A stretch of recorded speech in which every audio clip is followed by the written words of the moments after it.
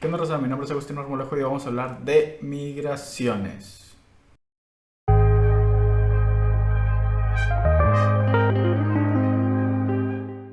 Y bueno, ¿qué son las migraciones?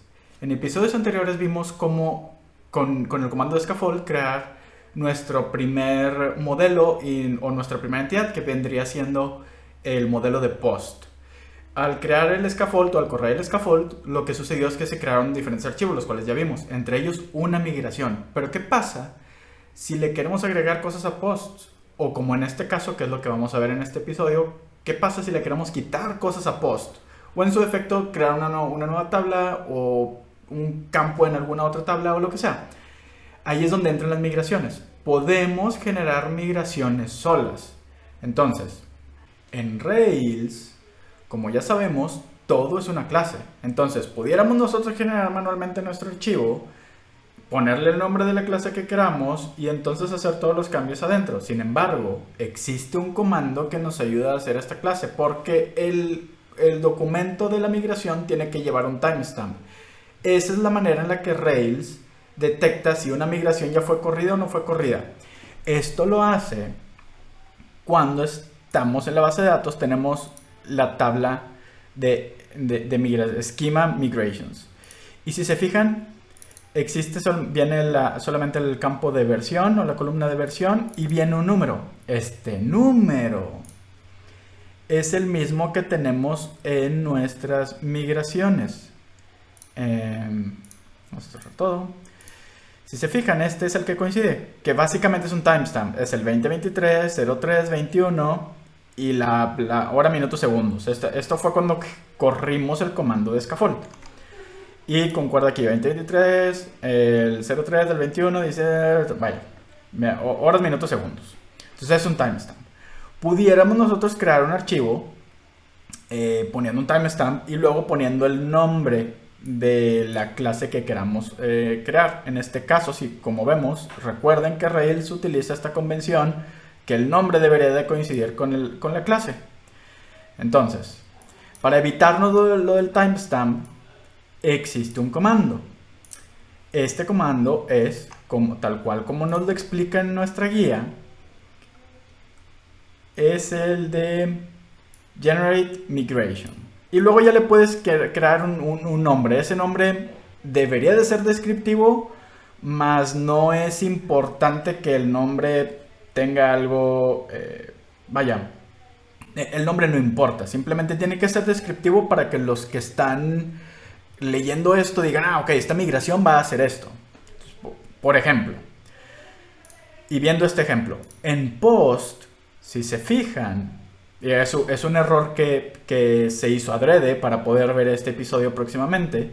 Tenemos name, title y content. Pero el name y el title es exactamente lo mismo.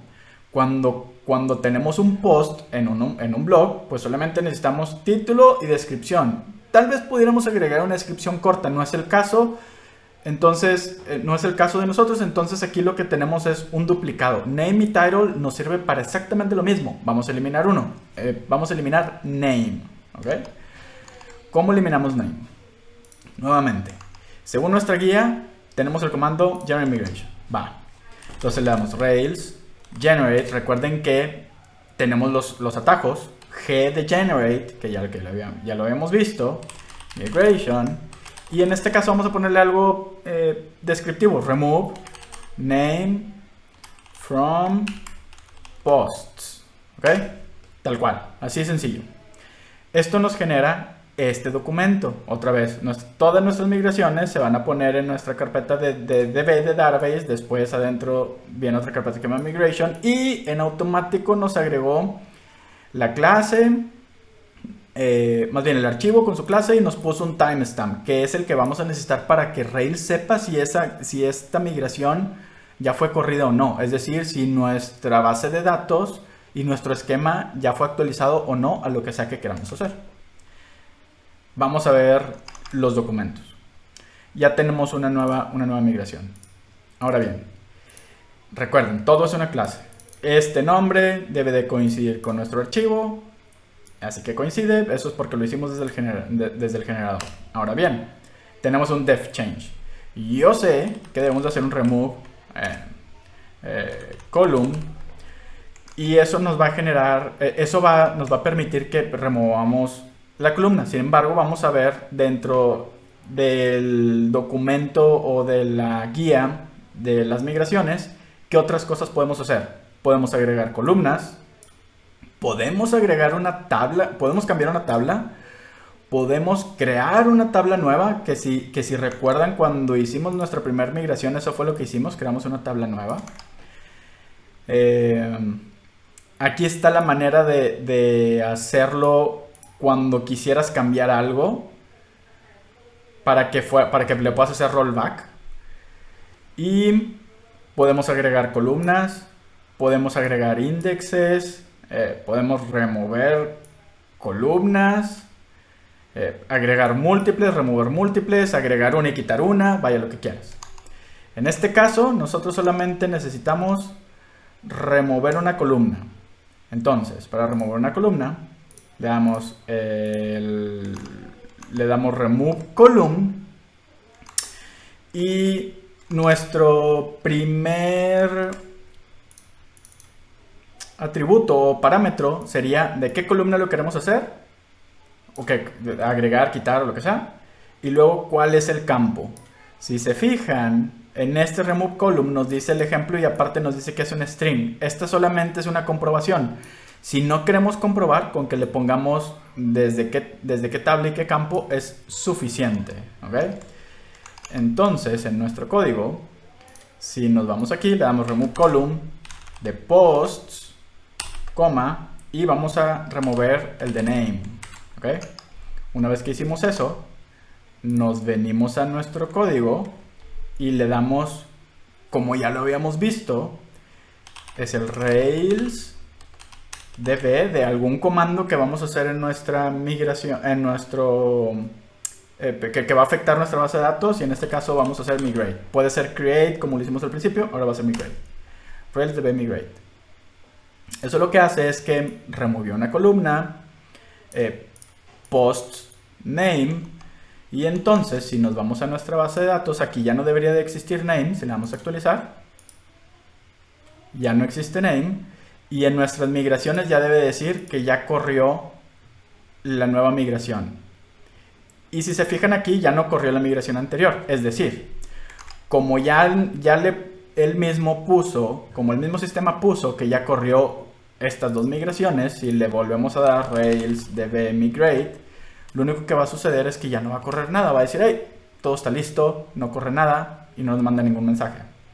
Entonces, así es como funcionan las migraciones, así es como podemos generar nuevas migraciones. Y bueno, así es como funcionan las migraciones, así las creamos. Pero, ¿qué pasa cuando afectamos el esquema de nuestra base de datos? Es decir, en este caso, removimos una columna que ya existía. Entonces, ¿qué va a pasar? Nosotros ya habíamos hecho nuestra forma. En nuestra forma o form, ya le decíamos, nos requería un nombre. En este caso, digo título y descripción, pero pues lo que removimos fue el nombre. Entonces, ¿qué va a pasar con eso? Vamos a ver qué pasa. Si nos vamos a nuestra aplicación, ahora nos dice, hey, pues post name no existe. No hay nada que exista en el post ID 1, en el título, bla, bla, bla. Entonces, ok, pues eso es porque como removimos algo, necesitamos refactorizar nuestro código. Primer paso, ir a nuestro controlador. Aquí tenemos abierto el post controller, vamos a cerrar todo lo demás para no confundirnos. Y en nuestro post controller tenemos permite inyectar unos parámetros. Primer paso, borrar el name. ¿Por qué? Porque ya no lo tenemos, ¿ok? Con eso está solucionado nuestro post controller. Pero, vamos a darle que actualizar, eso no arregla nuestro problema, porque lo seguimos poniendo en nuestras vistas, ¿ok? Entonces vamos a nuestras vistas. En este caso de post, y primero revisamos el form, que ya sabemos que es un partial, y entonces el partial lo utiliza casi todo nuestro sistema de posts. Y obviamente tenemos aquí un field de name, entonces hay que borrarlo.